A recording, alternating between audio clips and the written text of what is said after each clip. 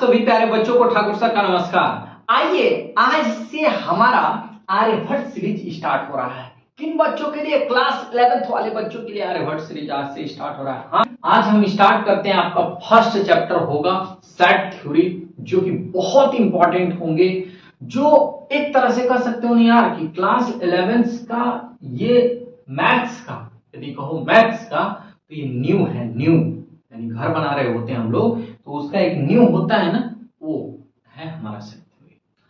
कुछ टॉपिक जो होते हैं एक दूसरे से बहुत कनेक्ट होते हैं। जस्ट लाइक आप देख सकते हो कि रिलेशन फंक्शन हो गया, कैलकुलस हो गया, प्रोबेबिलिटी हो गया, ये सब क्या है ना कि एक दूसरे से बहुत ही कनेक्ट होते हैं। तो उसमें प्रोबेबिलिटी में तो बहुत यूज कर रहे होंगे, कैलकुलस में यूज कर रहे होंगे, और फिर तुम्हारा रिलेशन फंक्शन में यूज कर रहे होंगे। तो इस तरह में हम क्या कर रहे होते हैं, सेट थ्योरी का यहाँ पे यूज करेंगे। तो इसमें सबसे पहले हम समझेंगे आज दो टॉपिक के बारे में। इस वीडियो में हम लेक्चर में क्या कर रहे होंगे, डिस्कस करेंगे। पहला इसके इंट्रोडक्शन की कहानी समझेंगे कि इसकी इंट्रोडक्शन क्या होती है। दूसरा समझेंगे representation of sets. Representation of sets, इसके हम रिप्रेजेंट कैसे कर रहे होते हैं, कैसे देख रहे होते हैं, क्या क्या होता है। इंट्रोडक्शन मेरे भैया, इसकी इंट्रोडक्शन क्या होती है, वो किस तरह से होता है, क्या होता है, इसके बारे में हम यहाँ पे समझ रहे होंगे। दूसरी बात कि रिप्रेजेंट, यानी हम इसको किस तरह से रिप्रेजेंट कर रहे होते हैं, क्या होता है, इसकी कहानी क्या होती है, उसको हम यहाँ पे देखेंगे। होता क्या है सेट, सेट्स। यदि हम बातें करें सेट्स की, तो सेट होता क्या है सर, ये तो बता दो पहले। हाँ भाई, मैं वही बता रहा हूं कि सेट्स होता क्या है मेरे भैया। सेट्स मैं लिख लूं ऐसे, sets, sets is a well defined collection of object. यानी हमने क्या लिखा कि सेट्स क्या है, वेल डिफाइंड कलेक्शन है ऑफ ऑब्जेक्ट का। जो सेट्स होता है, sets is a well defined collection of object, and ऑब्जेक्टों का वेल डिफाइंड कलेक्शन है। यानी वेल डिफाइंड का सेंस यहां पे समझिएगा। वेल डिफाइंड मैंने क्या लिखा है, एक शब्द बीच में प्रयोग किया, क्या, वेल डिफाइंड। क्या मैंने क्या लिखा, बोलो, वेल डिफाइंड। क्या होता है यार, person to person not change. मैंने क्या लिखा मेरे भाई, मैंने यही लिखा कि जो पर्सन टू पर्सन होगा वो चेंज नहीं होगा। यही तुम्हारा क्या कहता है, ये कहता है कि sets is a well defined collection of object. यानी किसी के द्वारा वेल डिफाइंड का यहाँ पे सेंस समझिए, वेल डिफाइंड का सेंस समझिए कि वेल डिफाइंड का सेंस है कि पर्सन टू पर्सन चेंज नहीं होना चाहिए। जैसे अगर हमारी नजरे में कोई लड़की मेरे को बहुत प्यारी लग रही है, तो वो आपके भी नजरों में जरूरी नहीं है कि वही प्यारी लगेगी। क्या ये वेल डिफाइंड कलेक्शन है? क्या वो वेल डिफाइंड है? जो मुझे पसंद आ रही है वो आपको भी पसंद आएगी? तो कहोगे कि नहीं सर, नहीं है। तो ये मेरा क्या होगा, ये मेरा जो होगा वो सेट्स नहीं होगा। तो सेट्स होगा क्या सर, तो सेट्स होगा क्या सर, तो मेरे लल्ला सेट्स होगा क्या, सेट्स होगा क्या, तो सेट्स कहोगे कि सर सेट्स तो मेरा वो होगा जो कि हम जो बोल रहे हैं और आप जो मेरे को देख रहे हो, आप जो बोल रहे हो, दोनों का पसंद सेम होना चाहिए, और दोनों द्वारा जो बातें बोला जा रहा है वो सेम होना चाहिए, दोनों द्वारा जो नंबर लिए जा रहे हैं वो सेम होना चाहिए, तब जाकर वो सेट्स कहलाएगा। कुछ फील हुई, कुछ समझ में आया सेट्स की कहानी? तो बताओ, आगे चले। जैसे एक एग्जांपल लेते हैं, जैसे हम बातें करें कि इंग्लिश अल्फाबेट की वोवेल की बात कर लो, ठीक है, क्या होता है, तो बोलोगे कि sir A E I O U होता है, यही ना होता है। यही ना होता है।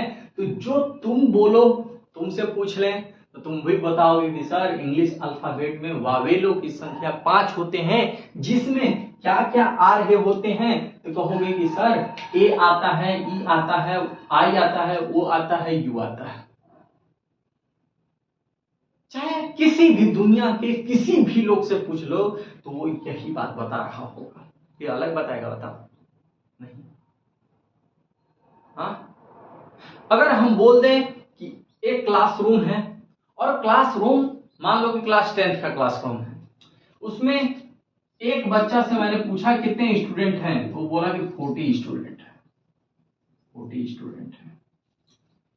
और उसी क्लासरूम में मैं किसी और स्टूडेंट यानी कोई स्टूडेंट से पूछ रहा हूं, तो फिर क्या बताएगा? 39 बताएगा क्या? बोलो, 39 बताएगा? नहीं, वो क्या बताएगा? 40 स्टूडेंट है। वहां पे क्या है, जो नंबर है, स्टूडेंटों के नंबर है, वो डिफाइन है कि हाँ यार यहाँ पे 40 है तो 40 है। आप कह रहे हो कि एग्जैक्टली यहाँ पे क्यों किसी से भी पूछा जाए और जिस जगह की, जिस पैलेस की बातें हो रही है, जिस क्लास की बातें हो रही है, वहां पे तुम्हारे क्या है? सेम है। कुछ कहानी, कुछ बातें समझ में आई होगी। हमें लगता है कि इतने बात क्लियर हुए होंगे, लेकिन अगर कुछ बातें ये आ जाती है कि सर किसी 10 फेवरेट क्रिकेटर का नाम लिखो, क्या ये वेल डिफाइंड है? नो। क्यों? क्योंकि तुम लिखोगे, तुम्हारे कुछ फेवरेट और होंगे, हमारे फेवरेट और हो सकते हैं। तो यार यहाँ पे डिफरेंट थिंग्स हो जा रहे हैं, अलग अलग हो जा रहा है। लेकिन मैं क्या बोला कि अलग अलग नहीं होना चाहिए, जो भी होना चाहिए वो सेम होना चाहिए। यदि हम नेचुरल नंबर की बातें करें तो नेचुरल नंबर बताइए 1 2 3 4 इसी तरह से जाएगा। नेचुरल नंबर आप किसी से भी पूछ लो तो यही बताएगा, वो किसी से भी पूछ लीजिए वही बताएगा। यानी क्या है, ये पर्सन टू पर्सन चेंज नहीं हो रहा है, यह भी तुम्हारा पर्सन टू पर्सन चेंज नहीं हो रहा है, यानी ये सेट है, ये सेट है। बातें क्लियर हुई? आगे चले। तो होते हैं वो हमेशा हम कैपिटल लेटर से लिख रहे होते हैं, जैसे कोई भी सेट्स हैं, कोई सेट्स। हालांकि लिखने की जो तरीके हैं उसको मैं समझा रहा हूं। इसके जो एलिमेंट्स होंगे वो हमेशा स्मॉल लेटर में होंगे, स्मॉल लेटर में होंगे, ठीक है। और ये जो होंगे हमेशा, इसके जो फर्स्ट यानी जिससे हम लिख रहे होंगे वो हमेशा कैपिटल लेटर में होते हैं। इसके एलिमेंट क्या में होते हैं? तो स्मॉल लेटर में होते हैं। इतना बातें समझ में आई? एलिमेंट्स हमेशा स्मॉल लेटर में होंगे और जिससे हम रिप्रेजेंट कर रहे होंगे, लिख रहे होंगे, वो हमेशा क्या हो रहा होगा? कैपिटल लेटर से हो रहा होगा, ठीक है। स्टार्ट हमेशा कैपिटल लेटर से हो रहा होगा। यहां तक ये बातें समझ में आ गया? बताओ, चले आगे, चले बताइए। चलिए सर, यहां तक बात समझ में आ गया। अब हम बात करेंगे कि representation of sets, representation of sets, representation of sets. Sets क्या होते हैं, इसको हम कितने टाइप से रिप्रेजेंट किए जाते हैं? उससे पहले एक चीज और समझिए, सेट्स को हमेशा कर्ली ब्रैकेट में लिखा जाता है। इसमें हमेशा कर्ली ब्रैकेट लगा के लिख दीजिएगा। ओ गलत, ओ माय गॉड, सॉरी। यहां देखो, समझो समझो, कोई भी सेट्स है, कोई भी सेट्स है, कोई भी सेट्स है, कोई भी, उसको उसको हम क्या बोल रहे हैं? रिप्रेजेंट जो करने के तरीके होते हैं वो 3 टाइप के होते हैं। किसी भी सेट्स को रिप्रेजेंट करने के 3 तरीके होते हैं। पहला तरीका होता है रोस्टर फॉर्म या टेबुलर फॉर्म। दूसरा तरीका होता है सेट बिल्डर फॉर्म या प्रॉपर्टी फॉर्म, इसी को हम प्रॉपर्टी फॉर्म कहते हैं या सेट बिल्डर फॉर्म कहते हैं। और चौथा, तीसरा जो तरीका होता है वो विजुअल रिप्रेजेंटेशन फॉर्म होता है। तो सर ये क्या क्या होता है, आइए समझते हैं, बहुत प्यार से समझते हैं। देखिए ध्यान से, देखिए जो रोस्टर फॉर्म होता है और टेबुलर फॉर्म होता है, रोस्टर फॉर्म होता है और टेबुलर फॉर्म होता है, किसी भी आप नंबर को यानी जैसे सपोज करो 1 2 3 4 5 यानी 4 है, ठीक है, इसको मैंने लिख लिया और इसी को हम एक कर्ली ब्रैकेट में लिख दिया। जैसे वे डिफाइन होना चाहिए, ऐसा नहीं कि हम कोई भी नंबर यहाँ पे उठा के लिख रहे हैं, ठीक है, या तो फिर इस तरह से लिख लो, तुम्हारा वहां पे सेट्स दिया होगा यार। अगर नहीं भी दे रहा है तो एक समझने के लिए मैं बता रहा हूँ कि सेट्स को रोस्टर फॉर्म में लिखना है, टेबुलर फॉर्म में लिखना है, तो कोई भी जो आपके एलिमेंट्स दिए हैं उसको लिखकर और उसको एक कर्ली ब्रैकेट में लिख दीजिए, वहां पे वो क्या हो जाएगा, वो आपका रोस्टर फॉर्म हो जाएगा, ठीक है। जैसे ये है तो 1 4 9 16 25 है और मैंने इसको क्या कर लिया है, इसको सबसे पहले यह भी मैंने अभी बताया आपको कि सेट्स को हमेशा कैपिटल लेटर से रिप्रेजेंट कर रहे होते हैं, लिख रहे होते हैं, उसके एलिमेंट्स जो होते हैं वो स्मॉल लेटर में, लेकिन यहाँ पे लेटर वाला नहीं है, यहाँ पे नंबर्स है, कोई दिक्कत कोई प्रॉब्लम उस तरह नहीं है, ठीक है। तो हम इस तरह से यहाँ पे हम क्या कर रहे होते हैं, लिख रहे होते हैं। दूसरा, यदि इसी को हमें सेट बिल्डर फॉर्म में लिखना है या प्रॉपर्टी फॉर्म में लिखना है, अभी मैं क्वेश्चन लूंगा, बताऊंगा, क्लियर और होगा, बहुत अच्छे से क्लियर होगा। ये यदि रिप्रेजेंटेशन आपको लिखने आ गया ना तो सेट्स की कहानी यहाँ से और अच्छे से समझ में आपको आ जाएगी।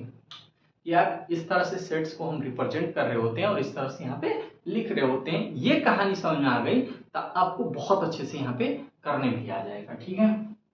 चलिए, तो मैंने इसी को क्या लिखा है, x such that x equal to n square, यानी n तुम्हारा क्या है, यहाँ पे नेचुरल नंबर है। जैसे 1 का स्क्वायर आप करोगे, भाई नेचुरल नंबर है, n नेचुरल नंबर है, तो 1 का स्क्वायर करोगे तो क्या आएगा 1। फिर यहाँ पे यदि हम 2 लेंगे, नंबर हम क्या ले रहे हैं भाई, नंबर हम क्या ले रहे हैं 2, नेचुरल नंबर है, 1 2 3 4 5 हमारा चलते जाएगा, ठीक है। तो यहाँ पे हम 2 लेंगे तो 2 का स्क्वायर क्या होगा 4 होगा। फिर उसी तरह से देखिए 3 हम ले रहे हैं, n की जगह पे हम 3 लेंगे। अरे भाई हमारा नेचुरल नंबर ना है यार, जब नेचुरल नंबर हो जाएगा तो n की संख्या क्या हो रही होगी, यहाँ पे बोलो 1 2 3 4 5, इसी तरह से हम लेते चले जाएंगे। बताओ, यदि 1 का आप स्क्वायर करोगे तो 1 आएगा, 2 का स्क्वायर करोगे तो 4 आएगा, 3 का स्क्वायर करोगे तो 9 आएगा, 4 का स्क्वायर करोगे तो क्या आएगा 16 आएगा। बताओ कोई दिक्कत है, नहीं सर।